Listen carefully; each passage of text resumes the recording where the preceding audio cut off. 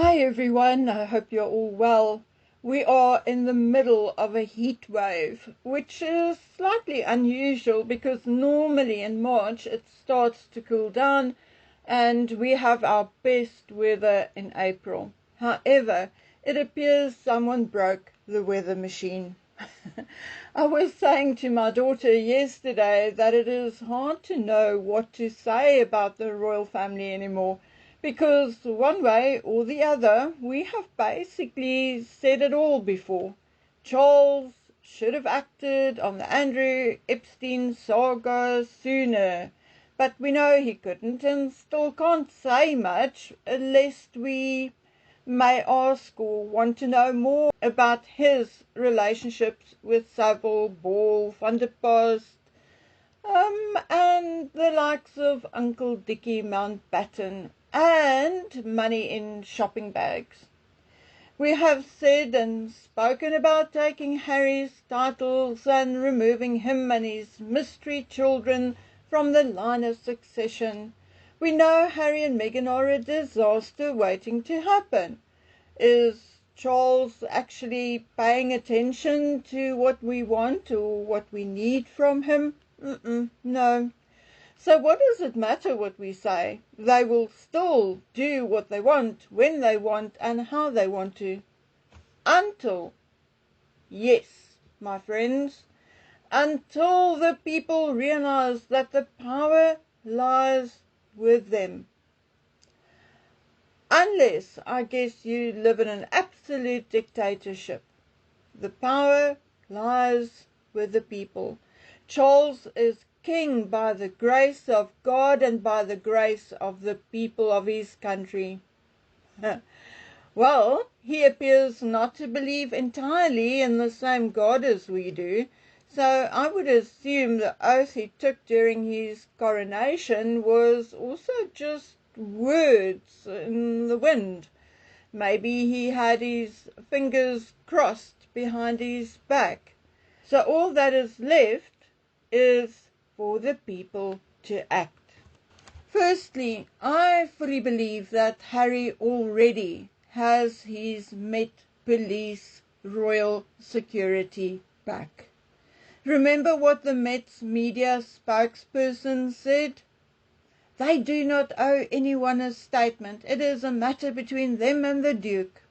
So no, like fools, we will wait and wait and wait and wait for the announcement, which will not come. And in the meantime, we'll just see Harry in the presence of uniformed and plainclothes cops each time he is in the United Kingdom, and we won't question it. No, we will still wait for that supposed meeting and announcement which will never come. Or we will be distracted by other things and we'll let it slide. The thing is that if he has his royal protection back, it is also likely that he will get state-funded security in realm countries like Australia. And if he is treated like a senior member of the royal family, Meghan will likely get the same protection, all out of your pocket. And still, we won't say a thing because we don't know who's who in the zoo, okay? And we will still be waiting for the announcement from RAVEC and the palace, an announcement which won't come. All of this while oil prices are skyrocketing, and as a result everything else is going up as well. People are struggling to hold on to their homes or put food on the table or pay for their children's education. All while Harry and Meghan are travelling the world, are supported by governments and paid to talk about things they know nothing about, like mental health in the workplace. Also coming from two people who would do well working in a cola factory, if you catch my drift, and who loves Doria's weeds. Yes, that really sounds like two people who are the epitome of mental health. And again, if you didn't guess, that was sarcasm.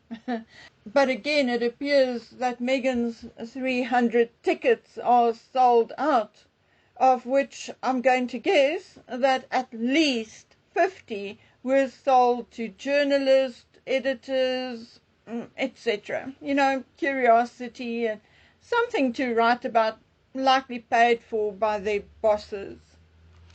The point I want to make is that none of it will stop until the people speak up in their thousands. Yes, I mean, let's all save England, for all of us. And one of the easiest ways to start, or places to start, would be to take Harry's titles. We have seen numerous countries sending letters to the British Parliament agreeing to have Andrew removed from the line of succession, which will be needed in order to do so. So, how many realm countries do you think will agree for Harry to be removed from the line of succession? I mean, Canada's Mark Carney wrote to Keir Starmer telling him that Canada will support them removing Andrew from the line of succession. Australia's Prime Minister Anthony Albanese also wrote to Starmer telling him that his government would support Andrew being removed from the line of succession.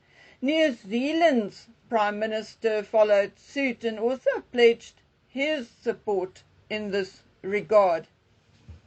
I think other realm countries do not give a fig, and when asked will readily agree something like, "I'll do what you want." But I'm curious to know how many or whether any of them would react if it was Harry we were talking about. Other than Andrew, Harry is currently the most useless royal who does not even live in Britain or any of the other realm countries. You know, I look at the current line of succession and it is just so wrong. It looks so wrong. Including the king, out of the first 15, there are 5 whom we don't even know what they look like and who are not even growing up royal, and 3 of whom who do not even live in England, and 1 who is under police investigation for some pretty serious crimes. 9 of those currently in the top 15 are under 18. If the king is to pass away, it will be 9 out of 14, with 1 of those remaining being under police investigation. 1 who does not live in the United Kingdom. So, if anything should happen to William, it will be Beatrice or Eugenie who will have to step up. And that, while just below them, is Prince Edward and Princess Anne, who had already given their lives for the country and the monarchy. Now, does that sound fair to you? It does not sound fair to me, not at all. Okay, folks, I will be back shortly. We are preparing for yet another market tomorrow, and Dragonman will also be working, doing first aid at the sport. So with 1 vehicle in the family, I will be driving up and down, being the taxi and delivery person. So I will be back as soon as I've finished the sausage dogs, which has to go to the market. So until then, take care and stay safe. Bye.